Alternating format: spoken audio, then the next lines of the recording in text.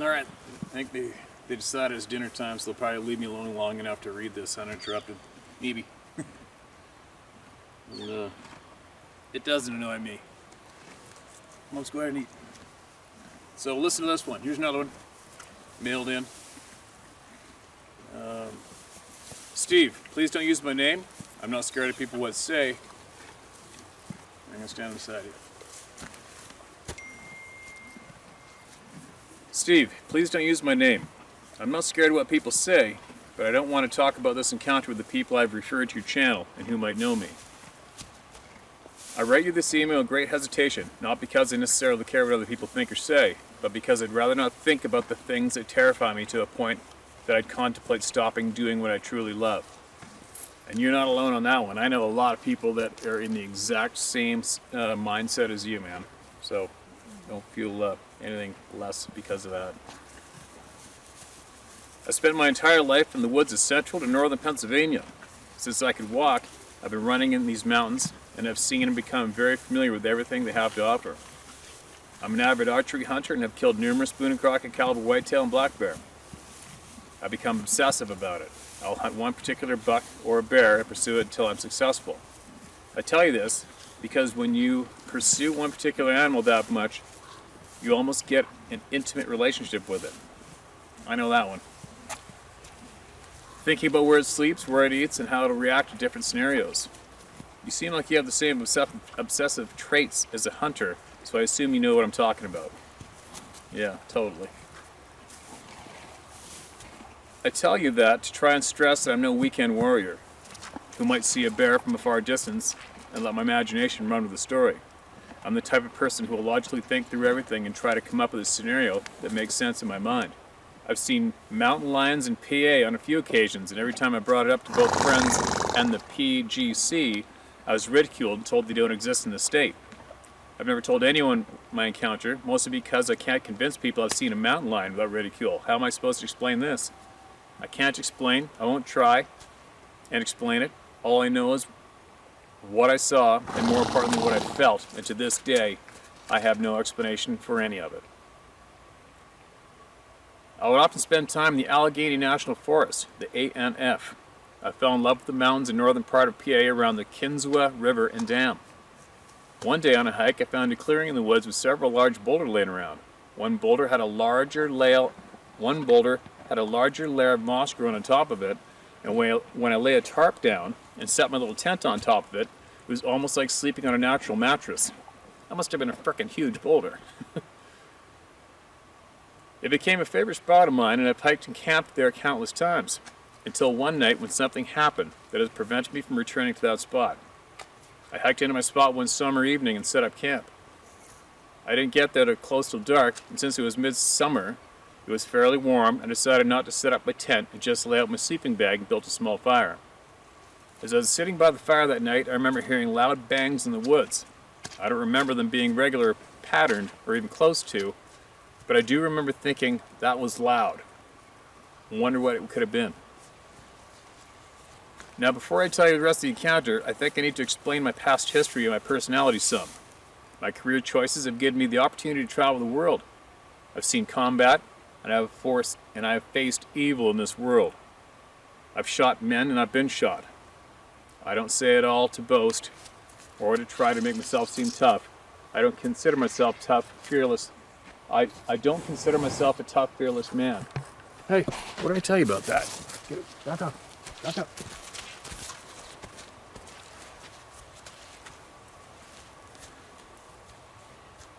I don't say that all to boast or try to make myself seem tough. I don't consider myself a tough, fearless man, but more to stress that I'm very familiar with how I react in high stress, high pressure situations. Never in my life during these high pressure situations did I freeze.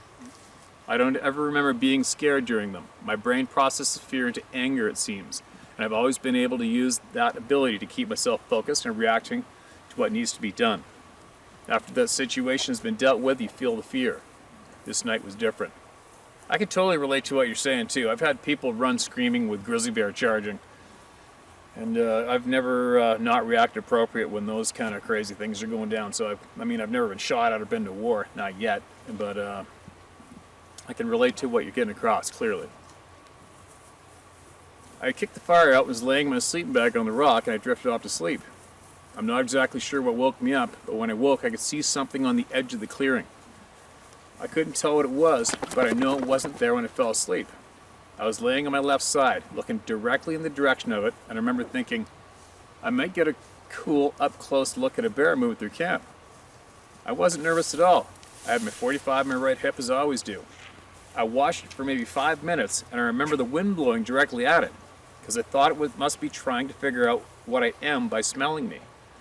That's when it stood up. I remember thinking, that can't be a bear, it's got shoulders. Then I remember thinking, who's this effing asshole creeping into my camp? Then I remember thinking, he's frickin' huge. All that led me to slowly reach to unholster my 45. I wasn't moving fast, because I didn't know if this guy saw me yet, and I wasn't about to draw down on another person for no reason, other than them taking a midnight stroll and wandering through my camp. But I wanted to prepare in case this guy meant me harm. As I began to slide my 45 out of the holster, I heard a stick break behind me. Then I smelled it. I'm not sure if it was the surge of adrenaline that made me start sweating, or the fact that I could feel its hot breath on the back of my neck. I couldn't move.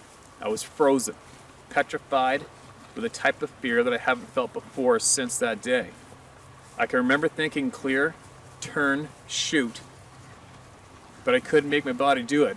I was frozen, just waiting for whatever it was behind me to do whatever it wanted. My mind was going 100 miles an hour trying to react, but my body was literally paralyzed with fear. I remember thinking, after all that dumb shit I've done, this is how I'm going to die? I can't really tell you what happened next in my mind, as it's still unclear to me.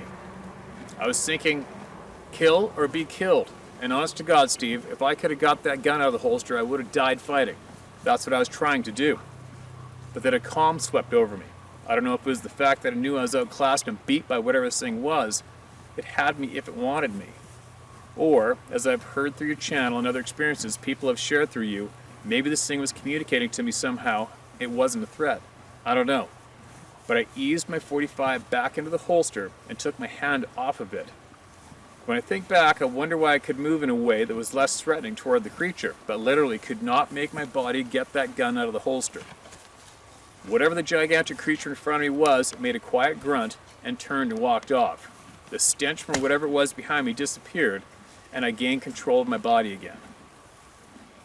I sat up on the rock and can remember thinking, what the F just happened? I tried to come up with a scenario that logically made sense. I didn't even leave the woods that night. I thought about it, but I didn't know what direction those things went, and I wasn't about to go after them.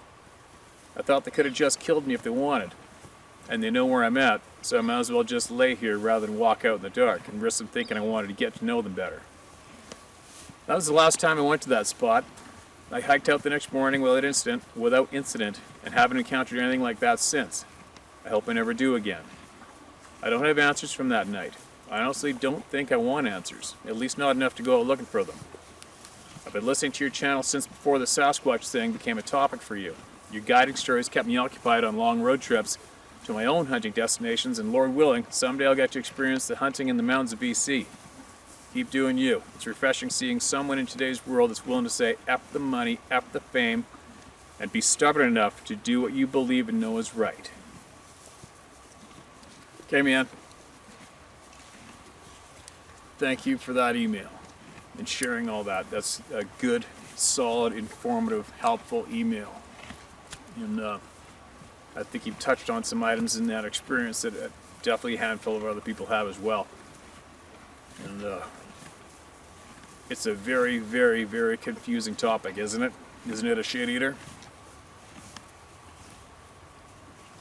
It's kind of shitty that we've all been left on our own in a way to figure out what's going on.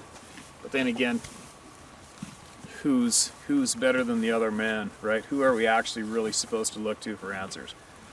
And who actually made it mainstream that we need to look to another human being for answers or acceptance of something, right? That's bullshit. We're all here in this crazy, crazy ass ride on this round ball. And we're all here to figure it out. A lot of us are here just to be simple sheep to feed the others.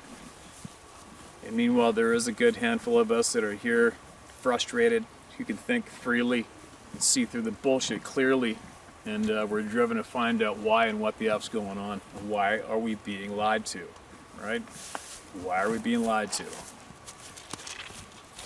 I have a funny feeling, you know, there's a lot of shit coming. I just got a funny feeling something's coming. A lot of people do have a funny feeling that something's coming. Something big's coming. And let's hope that good wins over evil, no matter what's coming. And I have a funny feeling if we ever do find out who's been keeping the honest truth from us, they're probably going to be in for some pretty big, badass payback, wouldn't you think? I think there's going to be a bit of a shit show going on. But anyway, these confusing beings, I don't understand that they have a lot of confusing traits. They have a lot of confusing actions that don't make sense when you're used to pursuing wild animals and making sense of all their habits and what they do and why they do it, being able to read their body language and know what drives them to do what they do. But when you come across such beings that outclass us so easily and they have such frickin' enhanced skills, it's mind-boggling. It also confuses me. Why do they even frickin' bother with us? Why would you even bother going up and looking at a bunch of us little, you know, smooth-skinned faced beings? No matter where we are, we're all over the place. Why would you even bother entertaining yourself with showing up at somebody's camp or looking at a camp or shrieking or yelling? I just don't get it. I mean, they're so far advanced in their skills. They outclass us in so many different ways. I don't understand why they waste their time with us. Why do they even waste their time exposing themselves to us? I don't get it. I'll tell you one thing that's becoming very apparent is there is far more of these things running around on the planet than a lot of people think. Think about it. Think about how many different states and provinces and countries these emails are coming from. Right? I mean, just where I live, I would bet, I'd bet it all that within, well, I won't say the radius, but it's a very tight one. But yeah, I'm not even going to say that. Let's just say that I'm very confident there's at least, I will bet you there is at least a couple dozen of these beings living not too far away from where I live. And as well, yeah, they're just, let me put it this way. I'll bet you there's at least a couple dozen of these beings living within a 45-minute travel radius around me right now. I guarantee it. Guarantee it. And if you try to do the math on that area, on the open space available on the planet today, especially North America, that opens up the that opens up the playing field for there being quite the population of these things running around. And then, of course, there's going to be the other things running around that people like Scott Carpenter and many other people are more familiar with as well.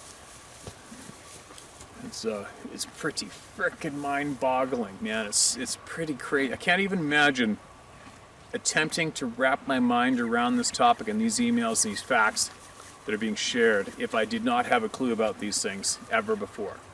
I just can't imagine what that must be like to be watching me talking about this shit, as well as literally dozens of others just talking flat out, plain as day, factual, regular speech, not looking for fame or gain and just telling it the way it is. I mean, that must be something else to witness, that alone, if you didn't have a clue about this topic, don't you think? It's a bizarre, bizarre ride. This lifetime's a crazy ride. But one thing for sure is it sure makes it interesting, doesn't it? It's not boring. There's definitely no boring moments. Especially when you have especially if you like doing puzzles, right? If you like doing puzzles or figuring out shit. There is no shortage of items to do. There's just no shortage of wonderment going on when it comes to figuring out what's going on. There's just no shortage of stories. But anyway, there you go. That should be enough for now. These guys probably think I'm nuts for talking the way I am. Hey? Who do you think I'm talking to? They can finally flip my noodle. Hey, buddy?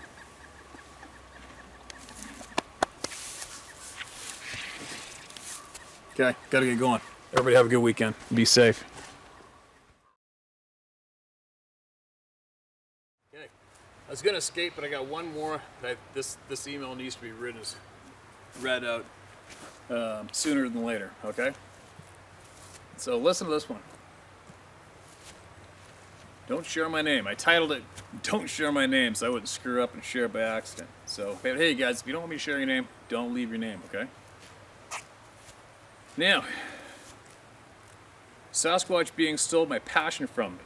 Hi Steve, my name is blank. This story is 40 years old and I'm 64 years old now, and I'm a retired fireman paramedic. I've always considered myself to be a stoic, no fear kind of guy. The story takes place when I was approximately 24 years old. I was an avid fisherman and a hunter since the age of 18 here in Illinois. Big whitetail there, man. I had a white-tailed deer, squirrel, rabbit, and dove. You name it, I hunted it, and I ate everything that I shot. I was married at 21 and had an understanding wife who knew my passion for hunting and fishing. Every weekend, without fail, I would leave my house at about 3 a.m. to go to my favorite spot for all the game I hunted. It was a large hunting area with about 3,000 acres backed up to a state park, and I had religious routine which I followed every weekend. Left my house super early, 3 a.m., would take the interstate about an hour and 15 minutes from my home, would stop at Howard Johnson's Motor Lodge for breakfast for pancakes, egg sausage, and a thermos of coffee for the road. I can go for that right now. I would arrive at about 4:30 at the preserves, still way before the sun would come up, take my thermos, stick it in a small backpack, and head into the woods. This particular Saturday I was squirrel hunting. The preserve had a well-defined trails. They were about 500 feet apart, and would walk off the main trail in the woods about 25 yards and sit up against a tree, take my thermos coffee out, still in the dark, get comfortable, lean up against a tree, and wait for light to trickle through the woods, enough so that I could see the gray squirrels jumping from limb to limb. It was the end of September, beginning of October. The air was crisp and cool. I'd light a smoke, kick back, and relax. After all, the smoke wouldn't give me away, just the gray squirrels. I took with me a 12-gauge Winchester pump shotgun and a vest full of number 6 shot shells, perfect for small game. I always carried a .38 Special snub-nose pistol, just in case, peace of mind, and I kept it inside a holster inside my camo coveralls. The cover was a mix of old pines, old oak trees, and willows, and about 4 foot high of just scrub grass throughout all the woods, so at times it could be hard going for a walk between trees.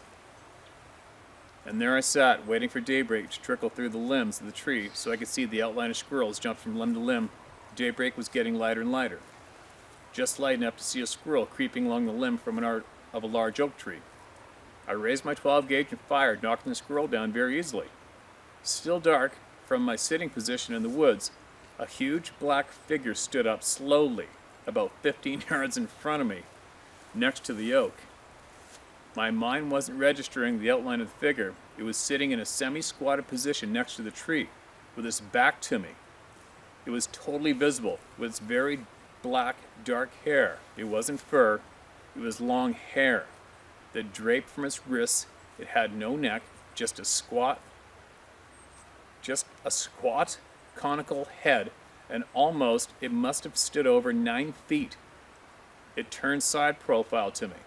Its chest had to be at least 4 or more feet across. I couldn't see it below the waistband. It turned to look at me. I couldn't make out the features of its face, but I could see that the mouth was turned up from the side to side, and I could see the outline of a very flat teeth, no canines. It let out a very low grumble, which shook me to my core. I could feel the vibration from my neck to my chest. My heart was racing. I could feel it in my whole upper body, and my face and temples were vibrating. Holy shit. I had no inclination to fire on it. I'm guessing 6 shot would have bounced off it like gravel. I was so frozen with fear, I didn't even think it would be prudent to reach into my overalls and pull out the .38, even with plus P hollow point rounds. It took everything I had not to soil myself. It moved off quickly, almost disappeared in a blink of an eye. What you're doing for people out here is incredible. I've never uttered a word of the story to anyone, in fact. I just got the courage from listening to your listeners talk about their experiences, that I told my 25-year-old son about my story. He thinks it was some kind of cryptic, but doesn't believe in Bigfoot, and I didn't push anything about it any further. of this event. I always took him out to the range shooting, but he never set foot in the woods ever again. And I absolutely hate myself for it. Like I said, I consider myself to be fearless, and I would crawl into a fire or rescue someone without hesitation. I can never bring myself to tell my fire partner or any of the other firemen the story, for fear of ridicule or being told that I was crazy. I still would like one or more chance to prove myself that I can return to hunting before I die, or I'll never forgive myself. My name is blank blank, but I would ask that you don't release my last name, and I want to find some way to make my life right again. Thank you, Steve, for all you do. Would have taken the story to my grave. If you need to contact me, blah blah. P.S. There's more to the story, but I don't want to be a windbag. Hey man, thanks for writing in that email. And I think you can tell by now, you definitely aren't alone. And I totally understand the fire hall thing. You know, one of my best friends, I don't know, I'm basically friends with 3/4 of the fire hall in Whistler, and they're all A-types. They all like chucking shit at each other, and they all rib each other every chance they get, which I'm sure you know what I'm talking about. And it's kind of funny. We were having beers, I don't know, 6 months ago, barn beers with a few guys, and there's a few guys from the fire hall there and a couple farmers, and I had a picture of a facial shot of one of these things that I was asked not to share online, and I showed everybody from my phone. I didn't give them copies, but I showed them. And a few of these guys previously had laughed and scoffed at the topic, right? And when I showed that picture to them, that was when I realized that these guys, they wished they hadn't have seen the photograph that I showed them, okay? It scared the shit out of them, and that's when I realized that 99% of the laughter that we encounter from people when it comes to this topic, it's laughter from being scared, and that's a fact. So I'm rambling a little bit about on that topic, but you know what? If I could, if one day, if I can, I don't know how I could do it or when, but you know what? I would come out there and I'd go hunting with you, just to get you back into it again. I'd do that in a heartbeat. And who knows? Maybe we can pull it off one day, and I would do it. I would travel my ass out there to Illinois, and I'd go hunting with you. Whether it be white-tailed ducks or frickin' squirrels, I don't give a shit. We'll go out in the woods. We'll go straight to that damn tree where that thing sat, and relive it, and with confidence, and help you realize that it's not such a bad thing to go out there after all. I couldn't imagine what that would be like. I mean, I can imagine. I do know what it is like to have something that big, that close, looking at you. That's what happened to me. I had that thing staring me down. It was too dark to see the facial features. That's the longest frickin' walk out of the woods I've ever had in my life. I was absolutely terrified. I thought somebody was trying to kill me. I thought I was going to get jumped at any minute. I still had 45 minutes to go in the dark to get back to my pickup truck from that experience. But I didn't see, you know, it was just too dark to see the features that you saw in that thing that was sitting by you. But I mean, holy shit, man. What the hell was that thing doing? What was it even doing there? You know what I mean? Like, it knew you were there. It knew you were coming before you even got there. Why did it even stick around? Why did it do that to you? You know what I mean? Like, that's what I was saying earlier in another video. I just don't understand why they bother with us at times. I don't know why they allow us to see them like that. I haven't a clue. But it's kind of shitty, isn't it? Because then you're left to deal with the frickin' shrapnel left over from that experience. But I mean, I'm facing thick bushes right now, and I'm just picturing it. You know, I'm just picturing exactly what you described, rising up right there. And the shock and the stress that causes. I'm seeing that thing and the size of it right there. You know, and it was obviously there the whole time. Could have had your ass anytime it wanted, but take note of that, it didn't, right? It didn't take your ass down. So, I don't know, what can I say to a damn camera right now in the back 40 to convince you to go back out deer hunting, right? I mean, all I can do is urge you to do it and follow my lead, and just go out there in the middle of the day. Go out there in the middle of the day and take baby steps, feel the pressure. I call it pressure. Just feel that pressure when you go into the woods. You'll hear the birds tweeting, you'll see the squirrels bouncing around, you'll hear nature carrying on as normal, and that is the green light for it's going to be normal for you too, right? But at times, you can possibly go out there and the only thing you hear is the ringing between your ears or the blood pumping between your temples, and that's it. And that's not normal for being in the woods. That's not normal. And that's a clear cue to leave. Unless you're one of those sick, twisted bastards that thinks you want to go and have a cup of Kool-Aid with the damn thing, right? Or communicate with it or hang out with it. Anyway, there you go. That was an email that we had to get shared as soon as possible. And I hope that did help you with your email being shared here today. Yeah. Too bad I didn't get this earlier in the summertime. I actually would have tried to make plans to come out there and go hunting with you and help you get over this roadblock. Because that is bullshit that not only you but hundreds of other people are having this ruined for them. That is absolute bullshit, and that really, really pisses me off. I know I've said it numerous times in the past, and I'm probably not going to stop saying it.